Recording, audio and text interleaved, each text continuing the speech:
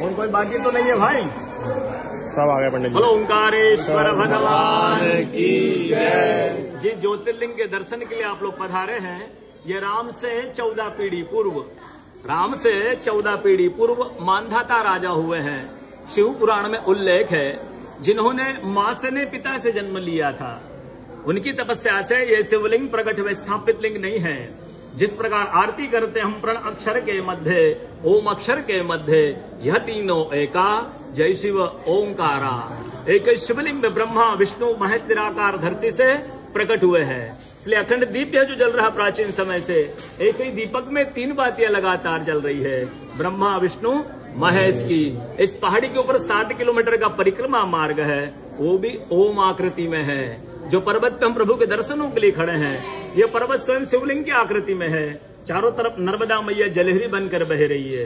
पूरे 12 ज्योतिर्लिंग में शयन आरती होती है, लेकिन बाबा का विश्राम ओंकारेश्वर ज्योतिर्लिंग में है, तो उनके शयन के लिए झूला पलना चौपड़ पासे बिछाए जाते हैं। बाबा यहाँ विश्राम करके 3 बजे रात उठ करके महाकालेश्वर जाएंगे, वहां स्नान करेंगे।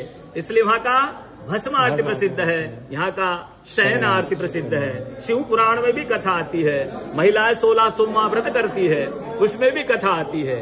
क्या कथा आती है? प्रतिदिन भोलेनाथ आते हैं, माँ के साथ विश्राम करके सुबह ब्रह्म मुहूर्त में उठकर चले जाते हैं। एक दिन जब भोले बाबा माँ के साथ पधारते हैं, तो माँ पुजारी से पूछती, पुजारी हमें विश्राम के लिए जा रहे हैं, ये चौपड़ पासे में किनकी जीत होगी? पुजारी बोलते कि आज ये भोले बाबा जीतेंगे। ऐसा बोलकर पुजारी घर चले जाते हैं।